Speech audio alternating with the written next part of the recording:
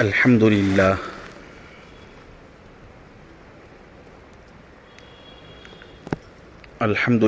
نحمده ونستعينه ونستغفره ونؤمن به ونتوكل عليه ونعوذ بالله من شرور أنفسنا ومن سيئات أعمالنا من يهده الله فلا مضل له ومن يضلله فلا هادي له ونشهد أن لا إله إلا الله وحده لا شريك له ونشهد أن سيدنا ونبينا ومولانا محمدا عبده ورسوله أرسله بالحق بشيرا ونذيرا صلى الله تعالى عليه وعلى آله وأصحابه وبارك وسلم تسليما كثيرا كثيرا أما بعد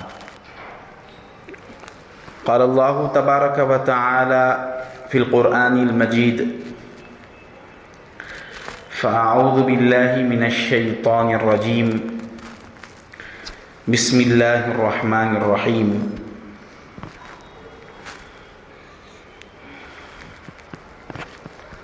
واذكر اسم ربك وتبتل إليه تبتيلا صدق الله مولانا العظيم وصدق رسوله النبي الأمين الكريم ونحن على ذلك لمن الشاهدين والشاكرين والذاكرين والحمد لله رب العالمين. وقال الله تعالى في شأن حبيبه جلالا وإكراما إن الله وملائكته يصلون على النبي يا أيها الذين آمنوا صلوا عليه وسلموا تسليما اللهم صل على سيدنا ومولانا محمد النبي الأمي وعلى آل سيدنا ومولانا محمد النبي الأمي الذي قرنت البركة بذاته ومحياه وتعطرت العوالم بطيب ذكره ورياه.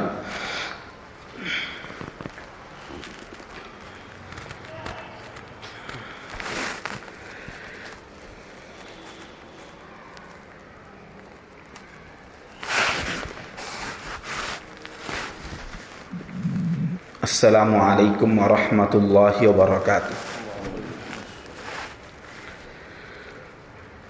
سیدی مرشدی و مولائی ادام اللہ فیوضہم القدسیہ، خلفائے کرام، علماء اعظام، برادران طریق، اللہ جل شأنہ و عم نوالہ کا بے انتہا شکر ہے کہ اس نے ہمیں سرکار دو جہاں صلی اللہ علیہ وآلہ وصحبہ وسلم کے امت بابرکہ میں پیدا فرمایا اور ہمیں ایک ولی کامل کی نسبت سے وابستہ فرمایا. اسی نسبت کی وجہ ہے کہ آج ہم اس ہفتہ واری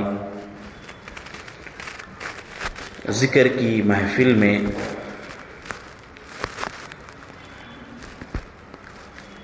ذکر انفاس کی مشق کے لیے جمع ہیں. محترم بزرگ اور دوستو،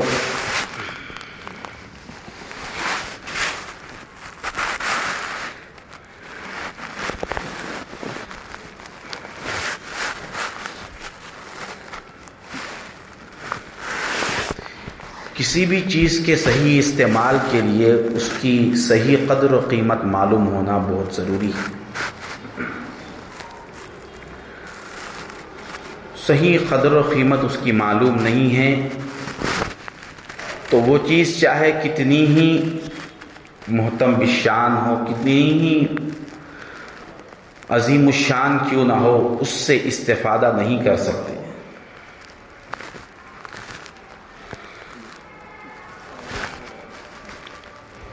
دنیاوی معاملات میں بھی ہمارا یہی حال ہے اور انسانی فطرت کا یہی تقاضا ہے.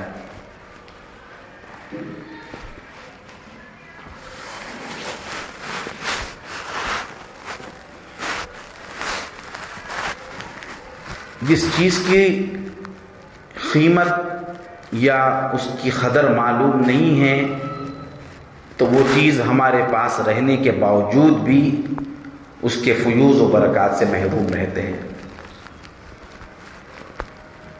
اللہ تعالیٰ نے اپنے فضل کرم، فضل خاص سے اپنے پیر کے صدقے میں ذکر انفاس جیسی ایک ایسی انمول دولت اللہ نے عطا کی ہے کہ اس کی قدر اگر معلوم ہو جائے تو پھر دنیا میں کسی اور شے کی طلب ہی نہیں رہتی. اس کے حاصل ہونے کے بعد جو لذت اور جو کیفیتیں اور جو سرور انسان کو ملتا ہے، اس کے بعد کسی اور شے کی اس کو طلب ہی نہیں رہتی، وہ اسی میں گم رہتا ہے. یہ ذکر اتنا بے قید اور غیر مشروط ہے، اس کے لیے کوئی جگہ خاص نہیں ہے کہ اسی جگہ پر کرنا، اس جگہ پر نہیں کرنا. کوئی وقت خاص نہیں ہے کہ اس وقت نہیں کرنا. کوئی حال خاص نہیں ہے کہ اس حال میں نہیں کرنا ہے. قیاماً وقعودا وعلی جنوبکم، لیٹے ہوئے ہو کر سکتے، ٹھہرے ہوئے وہ بھی کر سکتے، بیٹھے ہوئے کر سکتے نہیں، ہر حال میں ہی کرنا ہے. کوئی قید نہیں ہے. ٹھیک ہے کسی کو زبان ہی نہیں آتی، معلوم ہی نہیں ہے، اس کے لیے بیٹھ کر کسی زبان کا سیکھنا یا 1 سال لگانا، 2 سال گزارنا یہ بھی ضروری نہیں ہے. کسی کو کوئی زبان نہیں آتی، وہ کسی بھی علاقے کا ہو، ایسا شخص بھی کر سکتا ہے. ان پڑھ سے ان پڑھ، جاہل سے جاہل بھی ہو، اس کے لیے بھی یہ ذکر ہے. ایسا نہیں ہے کہ بھئی تم یہ زبان پڑھ کر آؤ، یہ فن سیکھ کر آؤ، نہیں ہے. اللہ والوں نے واقعی اپنے دانشمند ہونے کا، حکمت والے ہونے کا ثبوت دے دیا ہے کہ معمولی سی معمولی، بیکار سے بیکار، جاہل سے جاہل بندے کو بھی مولا سے جڑنے کا ایک ایسا راستہ بتا دیے ہیں کہ اس کی مثال پھر نہیں دے سکتے. بڑے بڑے علماء، بڑے بڑے علم کے رکھنے والے اس ذاکر کے سامنے یوں سمجھیے کہ بالکل کسی کام کے نہیں. اگر یہ اس سے محروم ہیں، آپ اہل سلسلہ کو دیکھیے، جہاں جہاں تک ہمارے پیر بھائی ہیں، ایسے ایسے فن کے لوگ ہیں، ایسے ایسے علاقے کے لوگ ہیں، ایسے ایسے بھی لوگ ہیں جن کو کسی بھی زبان سے کوئی واقفیت نہیں. یہی سنت صحابہ ہے. صحابہ میں بھی ایسے ہی تھے. بعض صحابہ ایسے تھے جن کو کسی بھی زبان سے وابستگی نہیں تھی، زبان ہی معلوم نہیں تھی. اور ان میں اس طرح کے صحابہ میں جلیل القدر صحابہ بھی ہوئے. کیسے ہوئے جلیل القدر صحابہ؟ ہم یہ سمجھتے ہیں کہ زیادہ معلومات ہو، زیادہ تعلیمات ہو تو وہ بڑے مقام والے ہوں گے. ہرگز نہیں. جس کا حال زیادہ ہے، جس کا حال پختہ ہے، وہ بڑا ہے. صحابہ میں سے جیسے ایک مثال لے لیجئے، حضرت سیدنا بلال حبشی رضی اللہ تعالیٰ عنہ. گستاخی اور بے ادبی ہو تو اللہ معاف کر دے، آپ کا جو حقیقی حال ہے، آپ کو عربی زبان سے واقفیت نہیں تھی. بالکل واقفیت نہیں تھی، یہ بات تو علیحدہ اپنے جگہ ہے. عربی زبان سیکھنے کی صلاحیت بھی نہیں تھی. اگر کوئی بٹھا کر سیکھے تو ان کی جو زبان تھی حبشہ کی، اس زبان میں عربی کے جو حروف تہجی ہے وہ حروف نہیں آتے تھے. پھر سرکار دو عالم صلی اللہ علیہ وسلم کے خدمت اقدس میں کیسے رہے، کیسا فیض پائے وہ لوگ. حضرت سلمان فارسی ایران سے آئے، سب جانتے ہیں، ان کو زبان ہی معلوم نہیں تھی سرکار دو عالم صلی اللہ علیہ وسلم کی. وہ پھر سرکار دو عالم سے فیض کیسے حاصل کیے. اور یہ صحابہ جلیل القدر، بڑے اونچے کے صحابہ جو ہوتے تھے، ان سے بھی بڑے مقام کے تھے. وہ جو سب سے بڑے صحابہ کہلاتے تھے، وہ ان کی ادب اور وہ ان کے لیے اپنے آپ کو جھکا دیتے تھے. حضرت سیدنا عمر فاروق رضی اللہ تعالیٰ عنہ کا معمول تھا، جس محفل میں حضرت بلال تشریف لاتے تو اٹھ کر ان کا استقبال کرتے تھے. کیا دیکھ کر کرتے تھے؟ ان کے اندر کون سی بات تھی؟ کون سا جوہر تھا؟ اہل طریق یہ ہوتے، وہ اپنے سے اچھے حال والے کو دیکھ کر یہ نہیں دیکھتے کہ میں اس مقام پر ہوں، یہ نہیں دیکھتے، وہ سامنے والے کا حال بڑا ہے تو اپنے آپ کو جھکا دیتے، گرا دیتے۔ دنیا میں اگر کسی کے اندر عجز و انکساری کا وصف دیکھنا ہے تو وہ ایک اہل طریق ہے، جن کے پاس اللہ کی معرفت ہوتی ہے، پھر اس کے بعد بھی وہ جھک کر عجز و انکساری کے ساتھ رہتے ہیں۔ تو بات یہ عرض کی جا رہی تھی کہ یہ جو ذکر انفاس ہے اس میں کسی زبان کا دخل نہیں۔ وَاذْكُرْ رَبَّكَ فِي نَفْسِكَ تَضَرُّعًا وَخِيفَةً دُونَ الْجَهْرِ مِنَ الْقَوْلِ۔ کسی کو بتانے کی بھی ضرورت نہیں، کسی سے فتویٰ لینے کی بھی ضرورت نہیں، بھائی تم ایسا نہیں کرنا، ایسا کرنا۔ نماز پڑھ رہے ہیں، رکوع صحیح نہیں کیے، صحیح نہیں جھکے، سجدہ صحیح نہیں کیے، کسی کے سامنے ظاہر بھی نہیں ہے۔ یہی ایک ایسا عمل ہے بندے اور مولا کے درمیان ہے، اس میں ریاکاری کا بھی کوئی شبہ ہونے کا امکان بھی نہیں ہے۔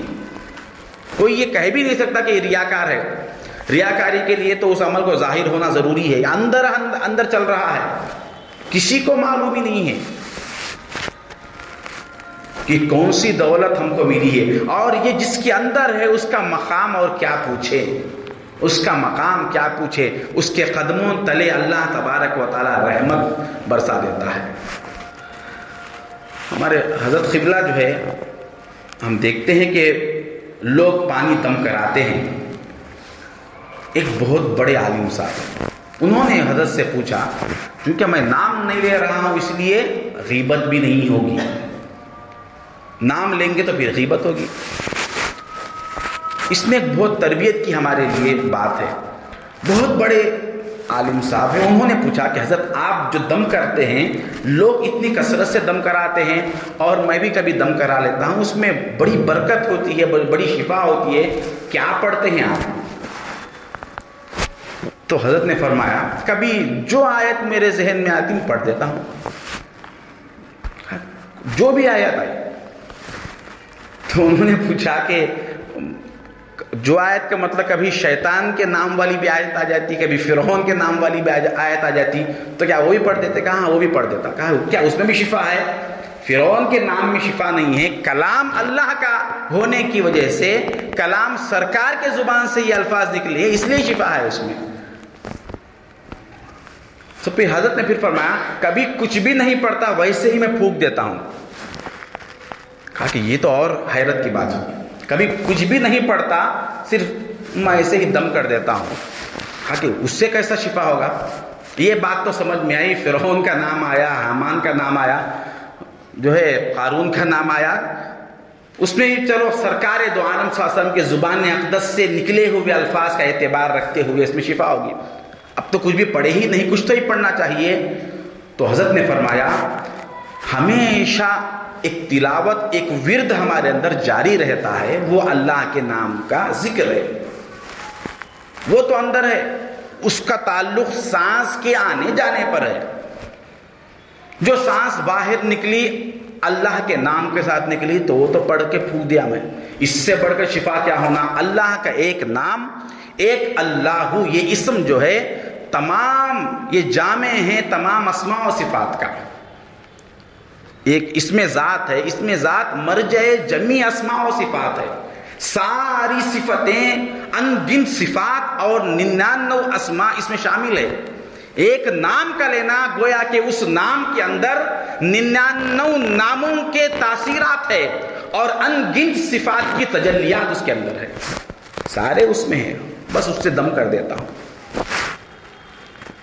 تو یہ جو اس کا مقام دیکھیے، جہاں یہ ذاکر رہتا ہے، جس کے سانس کے آنے جانے میں اللہ کا نام ہو، تو وہاں برکتیں ہی برکتیں ہیں۔ برکتوں کے لیے کسی کے پاس جانے کی ضرورت نہیں، یہ کسی بھی لعنت اور نحوست میں مبتلا نہیں ہو سکتا۔ یہی پتہ اللہ والوں کا دیا ہے اللہ تبارک و تعالیٰ نے۔ حضرت سیدنا موسیٰ علیہ السلام کو جب اللہ نے حضرت خضر کا پتہ بتایا تو فرمایا، جاؤ اس مقام پر جہاں پر مردہ زندہ ہو جاتا ہے، دو سمندر جہاں ملتے ہیں، مردہ جہاں زندہ ہو جاتا ہے، وہی مقام ہے جہاں ہمارا ولی رہتا ہے۔ حضرت موسیٰ علیہ السلام سفر کرتے ہوئے نکلے، اس مقام پر پہنچے، اس سمندر کے پاس پہنچے تو آپ مچھلی کو تل کر لے گئے تھے۔ وہاں پر اسی مقام پر تھوڑی دیر کے لیے آپ خیرولہ کرنے کے لیے آرام کیے، سو گئے، اور وہ جو مچھلی تھی وہ آپ کے جو شاگرد تھے یوشع بن نون ان کے حوالے کر دیے اور سو گئے۔ وہ مچھلی کو حفاظت کرتے ہوئے بیٹھے ہوئے تھے کہ سمندر کے تموج کی وجہ سے ایک قطرہ پانی کا اس مردہ مچھلی کے اوپر گر گیا۔ وہ خطرہ گرنا تھا، یہ سمندر اللہ والا نہیں ہے، سمندر کا قطرہ اس مچھلی پہ گرتے مچھلی زندہ ہو گئی اور وہ زنبیل سے نکل کر سمندر میں چلے گئی۔ یہ منظر دیکھا یوشع بن نون نے۔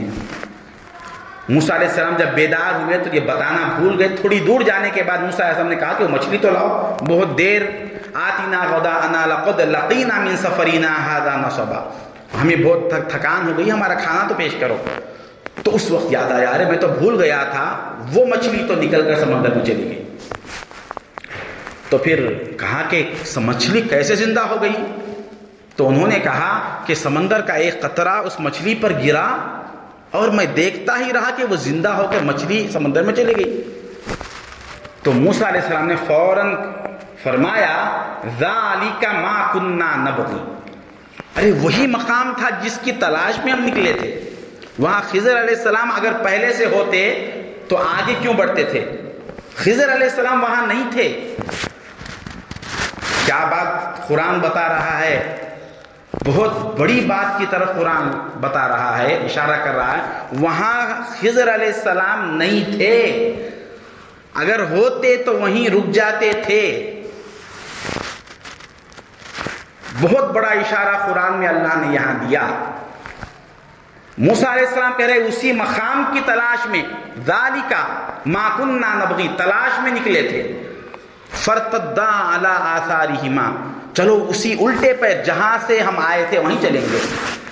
جب وہاں پہنچے اس مقام پر جہاں مچھلی زندہ ہوئی تھی، جب پہنچے تو وہاں خضر علیہ السلام اب موجود ہے۔ فَوَجَدَ عَبْدًا مِّنْ عِبَادِنَا، فوراً پا لیے۔ اب یہ یہاں تو پہلے اگر خضر علیہ السلام وہاں ہوتے تو خضر علیہ السلام کی کرامت ظاہر ہوتی تھی، یہ مانا جاتا تھا۔ خضر علیہ السلام تھے ہی نہیں، مگر مردہ مچھلی زندہ کیسے ہو گئی؟ سمندر کے پانی سے زندہ ہو گئی، خطرے آپ سے زندہ ہو گئی۔ تو سمندر کے پانی میں یہ تاثیر کہاں سے آ گیا؟ تو بتایا گیا کہ وہ سمندر، وہاں پر حضرت خضر علیہ السلام کی نشست گاہ ہوتی تھی، وہاں خضر علیہ السلام بیٹھا کرتے تھے۔ اس سمندر کے پانی سے آپ وضو کرتے تھے تو آپ کے سانس کی جو ہوا ہوتی تھی وہ اس سمندر میں ملتی تھی۔ سمندر کو آپ کے سانس کی جو ہوا تھی، سانس جو نکلتی تھی، سانس کی جو ہوا خارج ہوتی تھی وہ سمندر کے پانی کو ملتی تھی۔ تو سمندر کو اتنا فیض ہوا کہ وہ قطرہ جس مردے پر گر گیا پھر وہ زندہ ہو گیا۔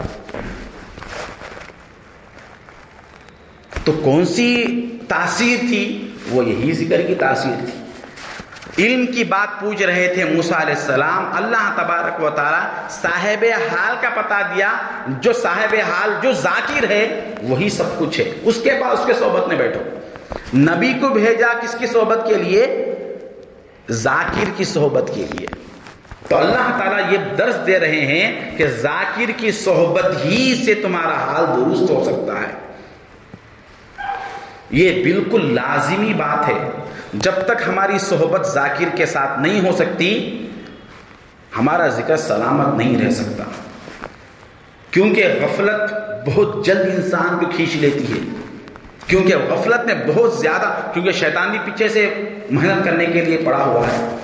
خیر، اللہ تعالیٰ نے ہمیں ایسی انمول نعمت دیا ہے، پہلے سے بچپن سے ہم اولیاء اللہ کے واقعات، پیران طریقت کے واقعات پڑھتے سنتے تھے، تعجب ہوتا تھا کہ یہ لوگ اپنے پیروں پر اس طرح کیوں گرویدہ ہوتے ہیں، کیوں اس طرح مر مٹتے ہیں، کیا دیا ہے انہوں نے؟ حالانکہ کوئی بڑا خزانہ، کوئی بڑی دولت نہیں ہے، پھر کیوں جوق در جوق ان کی قدموں میں آتے ہیں اور مر مٹ جاتے ہیں؟ جس طرح اللہ والوں کے عاشق اور ان پر فدا ہونے والے لوگ گزرے ہیں، اس طرح کا کوئی کسی کا عاشق ہوا ہی نہیں آج تک۔ وجہ کیا ہے؟ ایک دولت ان کے پاس ایسی ملی ہے، اس میں سکون قلب ہے، انسان کچھ نہ ہو کر خاموش رہتا ہے، اطراف مصیبتوں کے کانٹے رہتے ہیں، مگر یہ ایسا ان کانٹوں میں پھول کی طرح مست رہتا ہے۔ دنیا اس کو دیکھ کر حیرت کرتی ہے، کیونکہ اس کے اندر وہ چیز اللہ تعالیٰ نے رکھی ہے۔ ہم اگر اس چیز کو چھوڑ دیں گے، کوئی شکایت ہم شیخ تک لانے کی ضرورت ہی نہیں ہے۔ ایک ہی ہمارے پاس شکایت ہے کہ ہم غافل ہیں، ایک ہی شکایت ہے ہمارے پاس۔ اگر اس کو درست کر لیں گے، 1000 مسائل کے لیے ایک ہی مسئلہ ہے۔ جو یاد شیخ نے ہم کو دی ہے، اللہ کی، اس سے بڑھ کر نعمت دنیا میں ہمارے لیے جب تک کوئی دوسری چیز نہیں ہو سکتی، اس وقت تک اس کی اہمیت گویا کہ ہمارے دل میں آئی نہیں ہے۔ اس کا یہ بین ثبوت ہے۔ اسی لیے اب یہ باتیں تو بظاہر سمجھ میں آنا ذرا مشکل ہے، ان لوگوں کو سمجھ میں آ سکتی ہے جن کو ذکر کی لذت ملی ہے، مزہ ذکر کا جن کو ملا ہے۔ اب ہم بھی یہی سوچ رہے کہ بھئی اس ذکر میں سکون ہے، اس سے پریشانیاں نہیں ہوتی، اس میں سب کچھ، جتنے فضائل سنتے ہیں، ہم جب اپنے باطن میں جھانک کر دیکھتے ہیں تو وہ کچھ بھی ہمیں نظر نہیں آتا۔ وجہ کیا ہے؟ وجہ کیا ہے؟ اس کی وجہ صرف یہ ہے کہ جیسا ذکر کرنا تھا ویسا نہیں کیے ہم، جیسا بتایا گیا ویسا نہیں کیے۔ یا تو قرآن جھوٹا ہو جانا، بالکل ایسا نہیں ہو سکتا۔ حضور نے ارشاد فرمایا، اذا مررتم بریاض الجنۃ فرتعوا، جب تم ذکر کے محفلوں کے پاس سے گزرو تو خوب چر لیا کرو، جب تم جنت کی کیاریوں کے پاس سے گزرا کرو تو خوب چر لیا کرو۔ حضور صحابہ نے فرمایا، یا رسول اللہ جنت یہ زمین پر کب سے آ گئی؟ تو حضور نے فرمایا جو محفل ذکر ہے، جہاں پر اللہ کی یاد ہوتی ہے، یہ گویا کہ جنت کے باغیچے ہیں۔ حضور فرماتے ہیں کہ ان محفلوں سے جاؤ تو خوب کھا لیا کرو۔ یہاں کھانے کے لیے کیا ہے؟ کیا کھانے کو کہہ رہے ہیں حضور؟ اب بتائیے، پہلے جنت کا تصور کیا ہے؟ جنت کا تصور کھانے پینے کا نہیں ہے، کھانے پینے کا تصور جنت کا نہیں ہے۔ کھانے پینے کے لحاظ سے تو دنیا میں بھی وہ چیزیں ہیں، تو اس لحاظ سے جنت دنیا کے برابر ہو گئی۔ عورتیں، حوروں کے نام سے عورتوں کا تعارف، یا بڑے بڑے محلات بتا رہے ہیں جنت کی خوبی حور اور کھانے پینے کی چیزیں، نہریں، یہ نہیں ہیں۔ جنت کی جو خاص خوبی ہے، جو کسی اور شے میں نہیں ہے، وہ سکون ہے۔ جنت میں کیا چیز ہے؟ اللہ کی کون سی نعمت ہے؟ سکون کی نعمت ہے، وہ کہیں اور نہیں ہے۔ جنت کا خلاصہ، جنت کا نام لیتے ہی فوراً تصور میں کیا بات آنا چاہیے؟ کہ یہ سکون کی جگہ ہے۔ اب حضور کی اس حدیث کو یہاں پر لا کر ہم غور کریں گے کہ تم جب جنت کے باغیچوں سے گزرو تو خوب کھا لیا کرو۔ صحابہ نے پوچھا، یا رسول اللہ جنت کے باغیچے دنیا میں کہاں ہے؟ حضور نے فرمایا، یہ جو محفل ذکر ہے، حلق الذکر، ذکر کے جہاں حلقے ہیں، جہاں بیٹھ کر اللہ کو یاد کرتے ہیں لوگ، وہ جنت کے کیاریاں ہیں۔ وہاں بیٹھنے والا جنت کی لذت کو دنیا میں ہی پالے گا۔ جو سکون جنت میں جانے کے بعد جنتی کو ملے گا، وہی سکون دنیا میں اللہ کی یاد کی محفل میں بیٹھنے والے کو خود بخود مل جائے گا۔ سکون کی جگہ ہے، اور انسان کو صرف دنیا میں جو جس چیز کی طلب ہے وہ صرف سکون ہے۔ جیسے ہم جنت کے لیے ہر شخص تیار ہے، جنت کا ہر شخص طالب ہے، تو اللہ تعالیٰ وہ سکون دنیا میں ہی رکھا۔ من کان فی ہذہ اعمی فہو فی الآخرۃ اعمی، جس کو سکون جنت کی نعمت دنیا میں ملی وہی مستحق جنت ہے۔ سکون کی دولت جس کو ملی اسی کو ہے۔ تو ہم جو ہے، جو ذکر ہم کو دیا گیا ہے، ہم اس کو صحیح انداز سے نہیں کرتے، یا اس کی جو رکاوٹیں ہیں اس کو دور نہیں کرتے۔ کبھی کر لیے، اب ہر ایک کے اکثر کے دماغ میں یہ ہوتا ہے کہ میں تو ذاکر ہوں، میرا ذکر تو چل رہا، یہ ماننے کے لیے تیار ہی نہیں ہے کہ میں غافل ہوں۔ حالانکہ غفلت کے پورے آثار دکھ رہے. جب بھی ہم سے خطا ہوئی، جب بھی ہم سے کوتاہی ہوئی، جب بھی ہم کسی غلط راستے کی طرف گئے، تو اس کا مطلب یہ ہے کہ ہم شیطان کے چنگل میں ہیں، اور شیطان کے چنگل میں وہی ہوتا ہے جو غافل ہوتا ہے. ورنہ ذاکر کو اللہ تبارک و تعالی شیطان کے شر سے ایسا بچا دیتا ہے کہ کسی کو پتہ بھی نہیں چلتا. یہ اس کی خوبی ہے، اس کے ہاتھ کبھی بھی لگنے نہیں دیتا. شیطان کے ہاتھ ذاکر کو نہیں لگنے دیتا. اسی لیے اللہ والے ہمیشہ شیطان کے شر سے محفوظ رہتے. گویا کہ پہرے ہیں ان پر، ذاکر کے ارد گرد پہرے ہیں. ذاکر اللہ کی حفاظت میں خود بخود آ گیا. شیطان کے شر سے یہ بچا لیا گیا، پورے کے لیے بچا لیا گیا. کسی بھی اعتبار سے شیطان یہاں نہیں آ سکتا. حضور نے فرمایا ذاکر کے لیے شیطان، ذاکر کے پاس شیطان کا کوئی نصیب نہیں ہے، کوئی حصہ نہیں ہے. اللہ تعالیٰ نے جب دنیا میں شیطان کو بھیجا تو کہہ دیا ہر جگہ تجھے میں جانے کی اجازت دوں گا، لیکن جہاں ذکر ہوتی ہے وہاں پر جانا میں تیرے لیے حرام کر دیا، وہاں تو جا نہیں سکتا. اب ساری آفتیں شیطان کی ہی ہے. وہ کبھی بیوی کی شکل میں آتا، بیوی کی زبان بن کے آتا، بچوں کی زبان بن کے آتا. یہ ساری اس کی چیزیں ہیں، ہم بارہا شیخ سے سنے بھی ہیں. تو ذکر صحیح ہم اگر کرتے تو لذت ذکر حاصل ہوتی تھی. لذت ذکر کا مطلب، لذت ذکر کا مطلب دیکھیے کسی چیز کے تصور سے ہمیں مزہ آتا. جیسے ہمارے پاس 1-2 لاکھ 3 لاکھ کا بینک بیلنس ہے، تھوڑی دیر اس کے تصور کرنے سے قلب میں کیفیت محسوس ہوئی. اگر آج ہم سمجھے کہ شام میں دعوت ہے، صبح میں خیال ہوا کہ آج دعوت ہے، اس سے ایک لذت ملی. کیا اللہ کی یاد سے، اللہ کی یاد ہوتے ہوئے، یا کسی کو کوئی لڑکی پسند آئی، اس کا حسن اچھا دکھا، کوئی گاڑی کسی کو پسند آئی، یہاں تک کہ چپل بھی کسی کو پسند آتی، اس کا تصور آتے ہی اس کو ایک قسم کی لذت ملتی ہے. یہ لذت جس طرح سے حاصل ہو رہی ہے، کیا کم از کم اللہ کا نام لینے سے ایسی لذت ہے یا نہیں ہے؟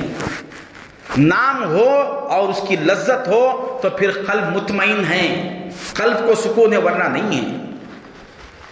ہمارے اندر دنیا کی محبت ہے، ما سوا اللہ کی محبت ہے، ماحول کی اطاعت ہے. یہ سب رکھتے ہوئے ہم اللہ کی یاد کر کے اس کے فیوز و برکات حاصل کرنا چاہیں تو یہ ناممکن ہے.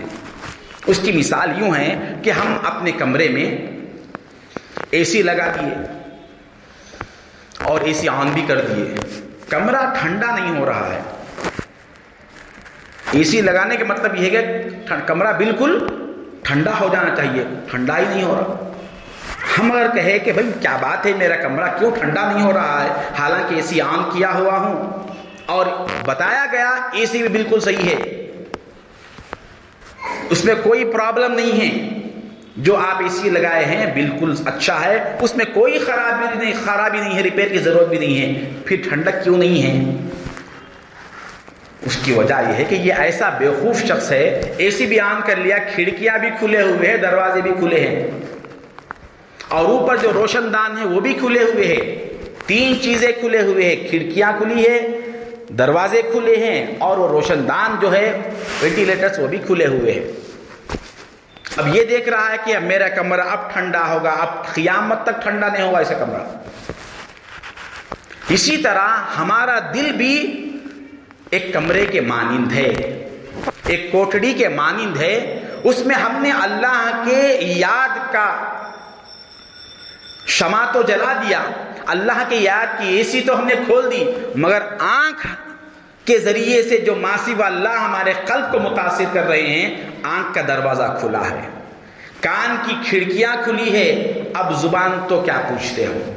یہ 3 کھڑکیاں، ان السمع والبصر والفؤاد کل اولئک کان عنہ مسئولا، ان چیزوں کے بارے میں پوچھا جائے گا. کہ آنکھ تو آوارہ ہے، آنکھ تو غیر محرم کو دیکھنے، اس سے لذت لینے میں اس شخص کو کبھی بھی اللہ تعالیٰ کے ذکر کی لذت نہیں ملتی. کان سے غلط چیز سننے، غیبت سننے کی تو لذت اتنی ہمارے پاس ہے، اتنی فرصت ہے پوچھے مت. غیبتیں سننے، چغلیاں سننے، نوجوانوں کے لیے گانے سننے میں اتنی دلچسپی ہے. جب یہ کان اور آنکھ، یہ منہ جو ہے، زبان جو ہے، یہ دل کے راستے ہے. اس کو دل سے رابطہ ہے، ہمارے شیخ نے فرمایا، اور اس میں بھی آنکھ کا راستہ دل سے جتنا قریب ہے کوئی اور راستہ اتنا قریب نہیں ہے۔ جس کی آنکھ آوارہ ہو گئی، جس کی آنکھ بے قابو ہو گئی، اس کا دل کبھی بھی اس کے قابو میں نہیں آ سکتا۔ یہ صاف بتا دیا گیا۔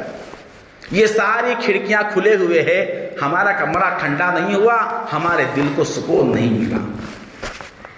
ہم دروازے کھلے رکھے ہیں، ہمارا دل اللہ تبارک و تعالی کوٹڑی بنایا کمرے کے مانند، اس میں کون رہنا؟ اس میں دو رہنا، ایک عاشق ہے، ایک معشوق ہے، تیسرا وہاں آ نہیں سکتا۔ تیسرا اس کے نگاہ میں کیسے آ گیا؟ بھائی اتنی بڑی دولت شیخ ہم کو دیے، بول رہے ہم اتنی بڑی دولت ہم کو ملی، لیکن اس کے پاس تو وہ دولت ہے نا۔ سامنے والے کو دنیا کا کتنے سے کتنا بڑا ملٹی ملینئر، کتنے سے بڑا کروڑ پتی آ جائے تو اس کی نگاہ میں اس کی کوئی حیثیت نہیں رہتی اگر یہ ذکر ہمارے اندر بیٹھ جاتا۔ کیوں؟ اس سے بڑا مالدار روئے زمین پر پیدا نہیں ہوا۔ جو دولت پیر نے اس کو دی ہے، جو دولت اللہ کے فضل سے ذکر کی شکل میں اس کو ملی ہے، اس دولت کے سامنے کتنے سے بڑا دولت مند آ جائے تو اس کی نگاہ میں کوئی شان نہیں رکھتا۔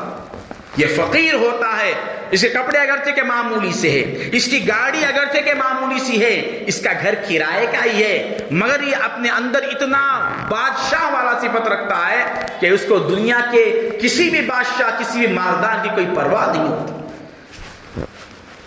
غوثی شاہ صاحب رحمت اللہ علیہ اسی مقام پر فرماتے ہیں، شاہان جہاں میں 100 شان سے ہوں غوثی۔ مثل نہیں لا سکتے ان لوگوں کی۔ شاہان جہاں میں 100 شان سے ہوں غوثی، رکھتا ہوں فقیروں میں 100 رنگ فقیرانہ۔ فقیری بھی ہے، بادشاہی بھی ہے۔ یہ سرکار دو عالم صلی اللہ علیہ وسلم کا حال تھا۔ حضور کا حال یہ تھا، 3 پتھر پیٹ پہ بنے ہوئے بھی ہے، 3 پتھر پیٹ پہ بنے ہوئے ہیں۔ صحابہ آ کر شکایت کرتے ہیں، یا رسول اللہ ہمارا حال یہ ہے، تو انگلیاں پانی میں رکھتے ہیں تو پانی کے فوارے نکلتے ہیں۔ شان تو یہ ہے، شان تو یہ ہے، فرشتے جو ہے زمین و آسمان کے خزانے کی کنجیاں لے کر پھرتے ہیں کہ یا رسول اللہ، اللہ آپ کے لیے زمین و آسمان کی کنجیاں پیش کر رہا ہے، آپ چاہے زمین سے خزانے حاصل کر لے یا آسمان سے خزانے حاصل کر لے۔ وہاں تو عیسیٰ علیہ السلام کو قوم کہہ رہی ہے کہ هل يستطيع ربك ان ينزل علينا مائدة من السماء، اے عیسیٰ کیا آپ کے پروردگار آسمان سے ہمارے لیے دسترخوان اتار سکتے ہیں؟ عیسیٰ علیہ السلام دعا کر رہے ہیں، ربنا انزل علینا مائدۃ من السماء، اے اللہ ہمارے لیے آسمان سے اتار دے دسترخوان۔ یہاں تو جبرائیل علیہ السلام لے کر پھر رہے ہیں، حضور کی خدمت میں آتے ہیں کہ یا رسول اللہ، اللہ آپ کو سلام کہتا ہے، ایک ہاتھ میں زمین کی کنجیاں ہیں، ایک ہاتھ میں آسمان کے خزانوں کی کنجیاں ہیں، آپ جہاں سے چاہے اللہ کے خزانوں کو کھول کر استعمال کر سکتے ہیں۔ تو حضور نے فرمایا، اے جبرائیل، میں اللہ تبارک و تعالیٰ کا بندہ ہوں، میں اس کے بارگاہ میں فقیری کی زندگی پیش کرنا چاہتا ہوں، مجھے یہ پسند ہے۔ اب مالداری کی بات کرتے ہو، مالداری کی بات کرتے ہو، اللہ نے مجھے جو نعمت عطا کی ہے اس کے سامنے یہ زمین و آسمان کے خزانے کوئی مقام نہیں رکھتے۔ صحابہ اسی میں مست تھے دوست، سمجھ میں کسی کو نہیں آئے تاریخ، کیا کریں گے، تاریخ کو آگ لگا دیں گے۔ وہ لوگ جو بادشاہ تھے، بڑے بڑے سرداریوں میں تھے، وہ چھوڑ دے کے کپڑے تک انہوں نے چھوڑ دیے اور ایک پتھر کو اپنا تکیہ بنا کر، اینٹ کا تکیہ بنا کر مست آرام کے ساتھ ایسے سو رہے ہیں جیسے بادشاہ سو رہا ہے۔ اور اسلامی فتوحات جہاں بڑھتے جا رہے ہیں، وہ لوگ جو اطلس کے بستروں پر سو رہے تھے وہ پریشان ہیں، ادھر وہ پریشان ہیں اور ادھر معمولی سے حال میں بھی خوش ہے۔ کیوں خوش ہے؟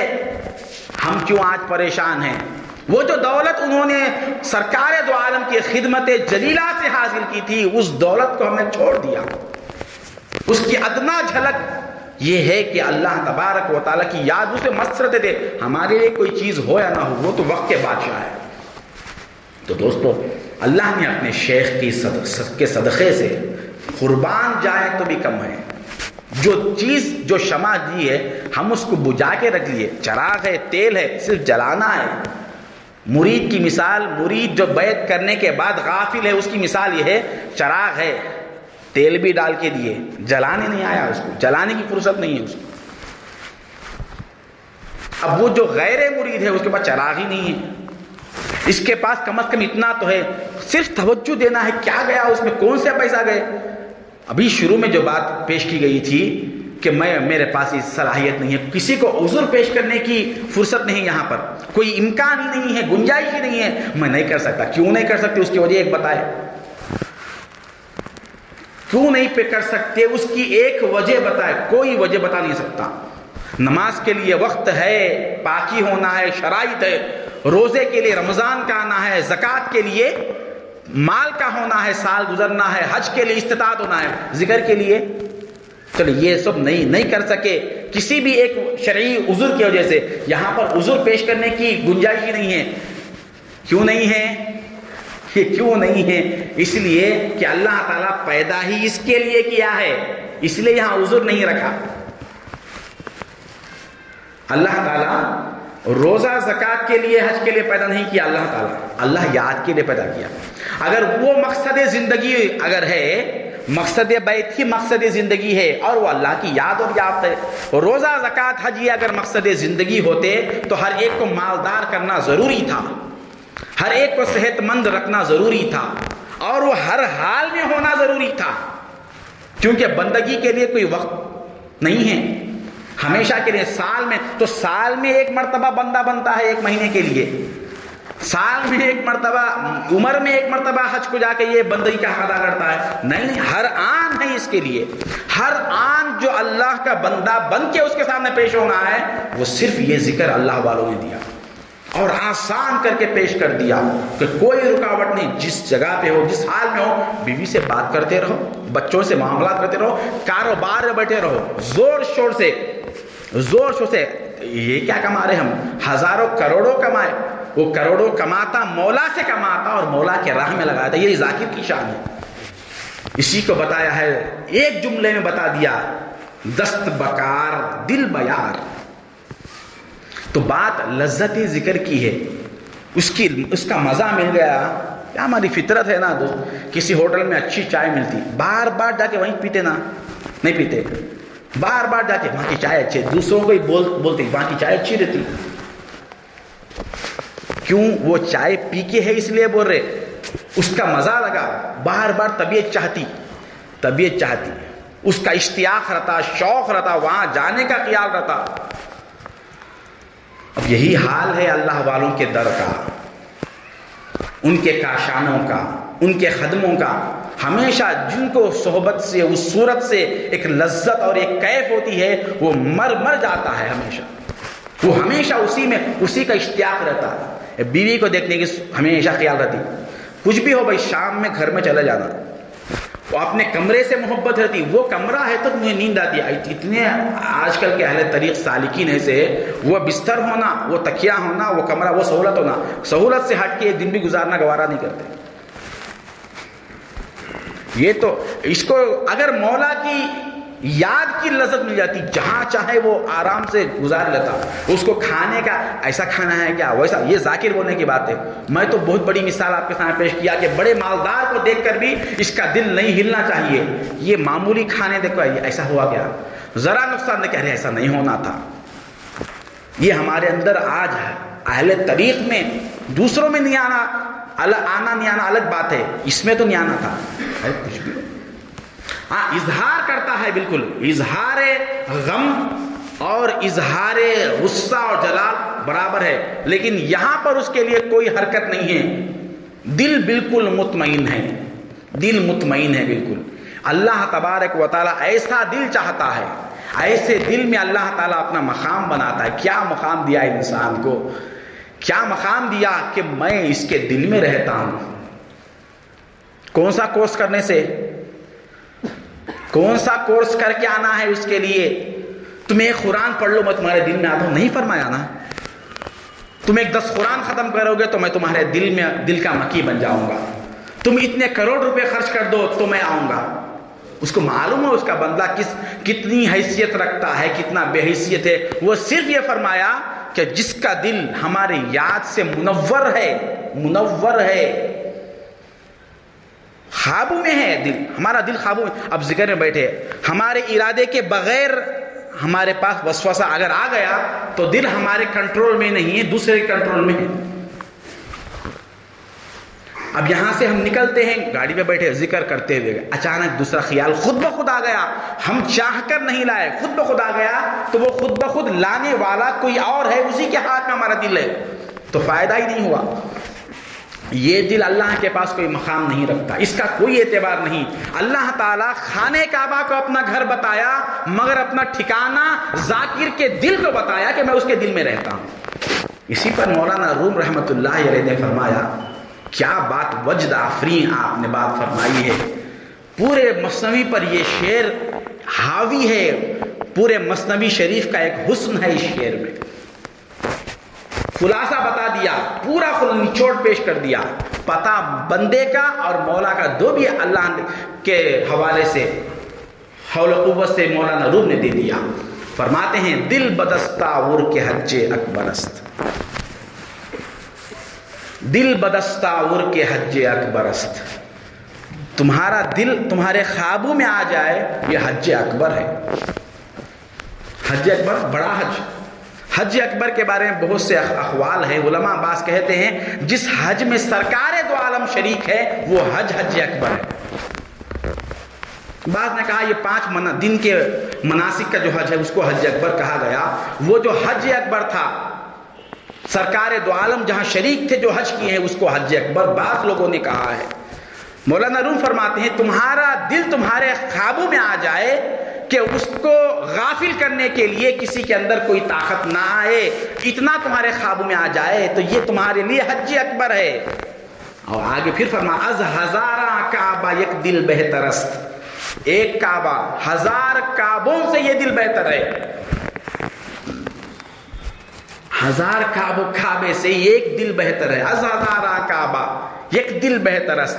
وجہ بیان کرنا، اتنا بڑا دعویٰ مولانا روم کیے ہیں، اتنا بڑا دعویٰ کیے ہیں کہ وہ دل جو خوابوں میں ہے وہ 1000 کعبوں سے بھی بہتر ہے. اس کی دلیل آپ خود اس دعوے کی دلیل دیتے ہوئے فرماتے ہیں دل کعبہ بنگاہ خلیل آزر است. دیکھو لو، فیصلہ کر لو، وہ کعبہ جس سے یہ دل بہتر ہے میں کہہ رہا ہوں، وہ کعبہ جس کو آزر کے بیٹے خلیل نے بنایا. کعبہ بنگاہ خلیل آزر، آزر کے خلیل نے بنایا. دل گزرگاہ جلیل اکبر است. اور وہ دل جس کو 1000 کعبوں سے افضل بتایا جا رہا ہے، یہ دل وہ ہے جہاں مولا آتے ہیں، جہاں مولا آتے ہیں. مولا کی گزرگاہ ہے، گزرگاہ، وہاں سے گزرتے ہیں. ایک بار بھی گزر جائے مولا، ایک بار اگر گزر جائے اس دل پر کائنات ساری قربان ہے. یہی اللہ والوں کی خوبی ہوتی ہے کہ ان کا دل مولا کا گزرگاہ ہے. ساری مخلوق ان کے اطراف گھومتی ہے، ساری مخلوق اللہ والوں کے. اب کسی کو بھی دیکھیں گے، کسی کو کوئی ایکٹر ہے، اس کے فین ہے نا، اچھا ہے بول کے، جب تک ہے وہ، جب تک اس کے بعد اس کا حسن ختم ہو گیا، بوڑھا ہو گیا، پوچھنے والا نہیں اس کو. اب کوئی بڑا پولیٹیشین ہے، جب تک عہدے پہ اس کی عزت ہے، اس کے بعد اس کو سیلیوٹ کرنے والا نہیں رہتا. یہ جتنی بھی دنیا کی نعمتیں ہیں وہ چیز رہنے تک تھوڑی دیر موقتی ہے، اور جس کے اندر اللہ تبارک و تعالیٰ کے انوار ہے، اس کے ذات کے عطے پتے ہیں، ان کا دل جو منور ہے وہ ہمیشہ اس عالم میں بھی اس عالم میں منور ہے. تو دوستو، اللہ تعالیٰ بہت بڑی نعمت ہم کو دیا ہے. اس نعمت کی قدر اگر نہیں کریں گے تو ہم سے بڑا ناقدرہ کوئی نہیں ہوگا. کوئی چیز، جتنے بھی مسائل آئے، شیخ نے جو بات دیا ہے اس بات کو اگر محفوظ رکھ لے، بس میں اس میں لگا رہوں گا. حالات آتے ہی رہتے، شیطان کا کام ہی کچرا ڈالنا ہے، غلیظ کرنا ہے، اس کا کام ہی وہ ہے. اور ہمیں جو ہے صرف اس کی حفاظت. ایک چراغ دیا ہے، راستہ بڑا خطرناک ہے دوست، راستہ بڑا طویل ہے، اندھیرا ہے، کوئی ساتھی نہیں ہے. یہی ایک روشنی کام آتی ہے جو شیخ نے دیا ہے. میں اپنی بات کو ختم کرتے ہوئے اللہ پاک سے دعا کرتا ہوں کہ جو کچھ کہا گیا سنا گیا عمل کی توفیق عطا فرما، ہمارے حال پر رحم و کرم فرما، تیرے محبوب کا صدقہ عطا فرما، تیرے محبوب کے محبوبین کا صدقہ عطا فرما. ہمارے شیخ کو دونوں عالم میں ممتاز و معزز و مکرم فرما. آپ کا سایہ ہمارے سروں پر باصحت و سلامتی قائم و دائم فرما. یہ واسطہ ہے تیرے حبیب پاک صلی اللہ علیہ وسلم کا۔ وآخر دعوانا الحمدللہ رب العالمین۔ السلام علیکم۔